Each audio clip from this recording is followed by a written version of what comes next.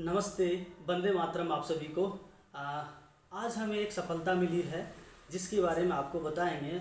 और वह भाई जो कि विकास सोनी जी हैं, वो जयपुर से हमारे स्वस्थ समृद्ध परिवार और स्वस्थ समृद्ध वैदिक भारत के अभियान से जुड़े हुए हैं।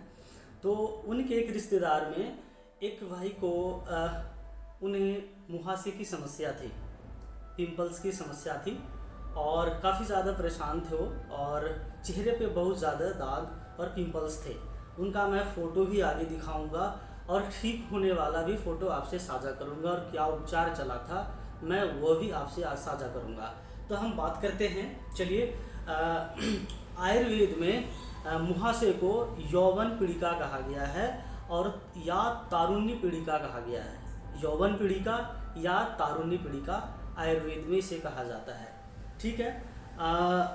ये कैसे होता है, थोड़ा इसके बारे में हम समझते हैं कि मुहासे होता क्यों है, मतलब कि यौवन पीड़िका कैसे होता है या तारुण्य पीड़िका कैसे होता है। तो इसमें क्या कहा जाता है कि जो कफ दोष, हमारे शरीर में 3 प्रकार के दोष होते हैं। कोई भी रोग जो होता है 3 प्रकार के दोष के कारण से ही होता है, जिसमें वात या पित्त या कफ, तीनों में से किसी के बिगड़ने से या द्वंद्व दोनों में से किसी एक की बिगड़ने से या तीनों में से तीनों को बिगड़ने से भी होता है।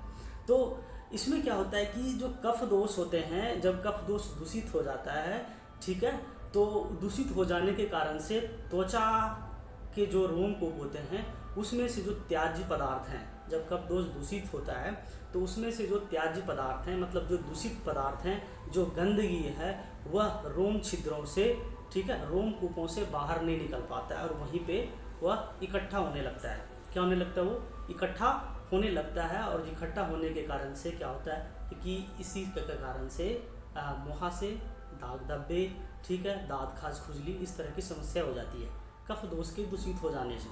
साथ ही और भी कारण हो सकते हैं इसी में दोष में, या रक्त और पित्त, रक्त धातु पित्त दोष, ठीक है, रक्त धातु और पित्त दोष जब दूषित होता है तो इसके कारण से भी क्या होता है कि इसके कारण से रक्त दूषित होकर त्वचा को क्या करता है, उसको उसमें खुरदरापन, उसके अंदर थोड़ा सा खुरदरापन आ जाता है, ठीक है, लालिमा आ जाएगा, त्वचा में गर्मी बढ़ जाएगी, ठीक है, रक्त स्राव भी कभी कभी होने लगता है जब पित्त दोष बढ़ेगा तो, ठीक है, और फोड़े फुंसी इत्यादि उत्पन्न हो जाते हैं, इसके कारण से भी होते हैं। मतलब रक्त और पित्त दूषित होगा तो ये समस्याएं होती है, ठीक है। रक्त धातु दूषित हो गया, ठीक है, धातु को दूषित कौन करेगा?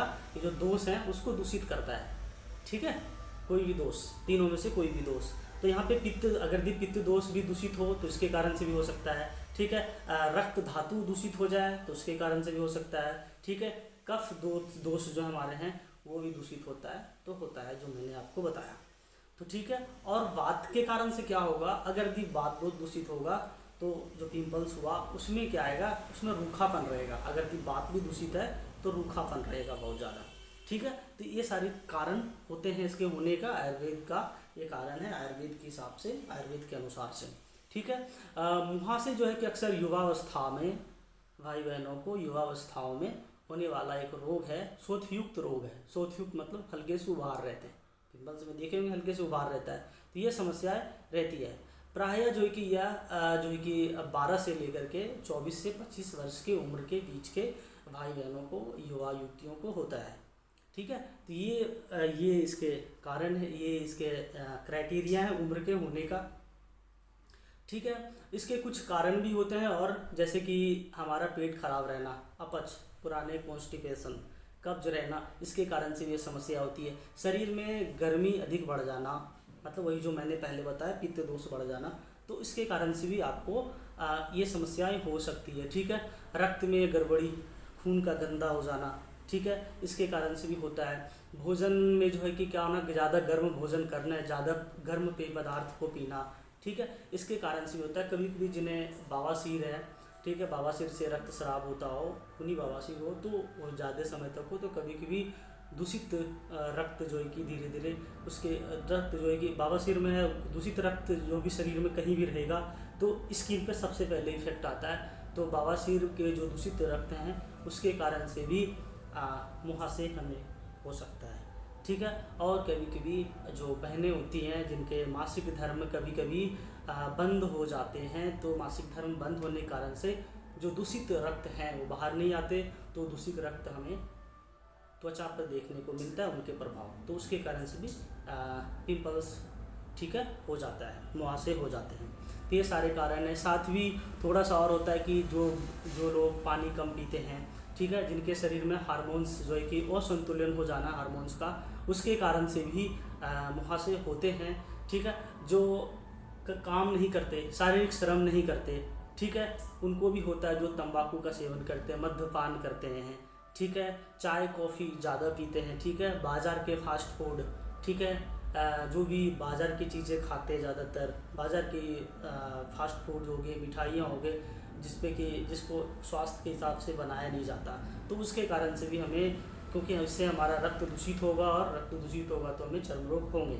ठीक है। साफ़ सफाई का भी कभी कभी ध्यान ना रखना, इसके कारण से हो सकता है किसी किसी को अनुवांशिकता, जेनेटिकली भी एक कभी कभी होता है। अगर किसी के माता पिता को है तो उनके संतान होंगे तो उनके बच्चे को भी हो सकता है। ठीक है। खाने पीने का टाइम न रहना, इसके कारण से भी होता है। तो ये सारी चीज़ें होती है, तो ये सब कारण हैं। तो इन सब चीज़ों से ध्यान रखना है, और ये ना हो उनके लिए क्या करना है, कब्ज ना होने दीजिए शरीर में। ठीक है। क्या होता है कि पाचन शक्ति अच्छा रखिए, भोजन पचेगा तो कब्ज नहीं होगा और रक्त दूषित नहीं होगा हमारा। तो पेट का ध्यान रखना बहुत ज़रूरी है। ठीक है। विरुद्ध आहार का सेवन मत कीजिए। विरुद्ध आहार का सेवन करने से रक्त बहुत जल्दी दूषित होता है और त्वचा पर प्रभाव देखने को आता है। तो दूध और बैगन, जैसे मैं गांव में भी सुना करता था, घर में भी, कि दूध और बैगन एक साथ नहीं खाना चाहिए, दूध और कटहल नहीं खाना चाहिए। ठीक है। दूध और नमक, नमक कौन सा, अभी जो बाज़ार के नमक हैं, जो केमिकल युक्त नमक आते हैं, आयोडीन नमक, दूध और आयोडीन नमक खाएंगे तो उसके साथ ये समस्या हो सकती है। तो सेंधा नमक आयुर्वेद के हिसाब से चलता है दूध के साथ। मान लिया रोटी सब्जी खाया, सब्जी में सेंधा नमक डाला है तो आप ले सकते हैं। लेकिन मैं कहूँगा कि अगर भी किसी को पिंपल्स है तो रोटी सब्जी खाने के 1 से 1 घंटे बाद ही दूध पी लें तो ज़्यादा सेफेस्ट रहेंगे। ठीक है। और ये सारी चीज़ें ध्यान रखना। और क्या कर सकते हैं कि जो बहुत सारे जो हमारे आर्टिफिशियल जो साबुन आते हैं, फेस वॉश आते हैं, क्रीम आते हैं, ये सब चीज़ों से बचना है, इनको नहीं लगाना है, क्योंकि कोई भी साबुन या क्रीम या फेस वॉश आपको गोरा नहीं बना देता है। ठीक है। राजीव दीक्षित जी ने एक बात कहा था, अगर दी फेयर एंड लवली, अगर दी आपको जो फेयर एंड लवली आती हैं, अपने ज़माने में राजीव भाई ने कहा था, अगर दी फेयर एंड लवली से चेहरा साफ होता है, गोरा होता है, तो भैंस को लगा लगा कर तो भैंस आस पास सफ़ेद हो गई रहती, भैंस तो बहुत ज़्यादा गोरी हो जाती। तो ये चीज़ें हैं, तो प्राकृतिक चीज़ें, आयुर्वेदिक चीज़ें अपनाइएगा। तो चलिए, बहुत सारी बातें होंगी, तो मैं आपको अभी उस भाई को जो जिनके बारे में, जो विकास सोनी जी हैं, जो जयपुर से, उन्होंने हमसे अनुभव अपना साझा किया, मैंने उन्हें उपचार बताया था 15 दिन पहले। तो 15 दिन में लगभग 90% से ज़्यादा उनके, उस भाई के मुहासे समाप्त हो गए। तो मैं आपको फ़ोटो साझा कर दूंगा, आप देखिएगा, साथ में वीडियो चलते चलते तो फ़ोटो भी देखेंगे और उपचार और बाद के। तो सबसे पहले हम बात करते हैं उन्हें क्या दिया गया था। ठीक है। तो ये सारी चीज़ें अपने कारण सिद्धांत समझ गया। तो इसमें जो है कि उपचार में जो उसको पिंपल्स थे, उस पर मैंने 3-4 तरह की चीज़ें थी, उनको मैंने दिया था। पहली चीज़ें थी हल्दी, दूसरी चीज़ें थी काली मिर्च, तीसरी चीज़ें थी जायफल, चौथी चीज़ें थी मुलेठी, ठीक है, और पांचवी चीज़ें थी कच्चा दूध, गाय का कच्चा दूध, देसी गाय का ज़्यादा अच्छा होगा, देसी गाय का कच्चा दूध। ठीक है। मजबूरी में लगाना है हमें, कच्चा दूध देसी गाय का ना मिले तो आप कोई भी दूध कच्चा यूज कर लीजिएगा, लेकिन देसी गाय के कच्चे दूध से ज़्यादा आपको जो है कि ये आपको लाभ दिखेगा। तो ये सारी चीज़ें लेना है, मात्रा का कोई इसमें ये ध्यान उतना नहीं रख सकते क्योंकि हमें लगाना है। तो थोड़ा हल्दी लिया, थोड़ा काली मिर्च लिया, थोड़ा जायफल लिया, ठीक है, थोड़ा मुलेठी लिया टुकड़ा, ठीक है, और इस सब को ले करके कच्चे दूध डाल के उसको सिलवट्टे पे पीसना है। पीस के इसकी चटनी बनानी है। चटनी बना के जहाँ मुहासे हैं आपको, तो वहाँ पे लगाना है अच्छे से, जहाँ जहाँ मुहासे वहाँ लगाना है। और जब आधे घंटे बाद ये सूख जाए, उसके बाद फ्रेश पानी से, हल्के गुनगुने पानी से, ताज़े पानी से चेहरे को धो लीजिए। ठीक है। बस इतना ही करना है। एक बार सुबह कर लीजिए, एक बार शाम कर लीजिए। ज़्यादा समय तो सुबह, दोपहर, शाम, या दिन में कम से कम 2 बार करना है। 2 बार ही करेंगे तो आप देखेंगे कि 15 से 20 दिन के अंदर आपको बहुत ज़्यादा लाभ मिल चुका होगा। हमारे पास प्रमाण आया। तो तो इसीलिए मैं आज आपको यह वीडियो साझा कर रहा हूँ। इस उपचार को अपनाइए और औरों में बांटिए, जिससे कि बहुत ज़्यादा युवा पीढ़ी, भाई बहन इस चीज़ों से परेशान रहते हैं। और यह जो है कि उपचार मैंने बताया था और मेरे लिए सफल रहा, और यह जो है कि प्रमाणिक उपचार है, सफल उपचार है। इसको कीजिए और औरों को बताइए, औरों में बांटिए, जिससे कि जब ये समस्याएं होती हैं तो लोग बहुत ज़्यादा दवाइयाँ इधर उधर की चीज़ें करते रहते हैं, लेकिन आराम नहीं आता है। तो ऋषियों के ज्ञान है, ये हमारा अनुभव है, हमारे टीम के लोगों का अनुभव है। स्वस्थ समृद्ध परिवार में गोविंद चंद्र प्रसाद जी हैं, उनके आशीर्वाद से, उनके मार्गदर्शन से मैंने बहुत सारी चीज़ें सीखा, और लगभग सारी चीज़ें उन्हीं से मैंने सीखा है। और उनसे सीख करके मैं व्यक्तिगत जीवन में और भी कुछ न कुछ अनुभव प्रयोग करता रहता हूँ, खोजता रहता हूँ। तो जो मिलता है आपको बताता हूँ। तो हमारा दूसरा चैनल स्वस्थ समृद्ध परिवार नाम से भी है, वहाँ पर भी बहुत सारे सैकड़ों सैकड़ों हजारों अनुभव हैं जिन भाई बहनों का ठीक हुआ है। वहाँ पे भी जाके आप सीख सकते हैं, समझ सकते हैं, औरों को बांट सकते हैं। और यह एक मैंने दूसरा चैनल बनाया है जिसमें कि जो कुछ चीज़ें मैं विस्तार से एक्सप्लेन कर सकूं, कुछ चीज़ों को अच्छे से बता सकूं, तो इसके लिए मैंने इस चैनल को बनाया है। और हमें सपोर्ट कीजिए और इस उपचार को अपनाइए और औरों में बांटिए। तो एक छोटी सी जानकारी औरों में बांटिएगा और बताइएगा कि आपको कैसा लाभ हुआ इसके बारे में। तो जब भी लाभ हो तो हमें अवगत ज़रूर कराएं, कमेंट बॉक्स में ज़रूर बताएं। तो आप सभी को नमस्ते, वंदे मातरम।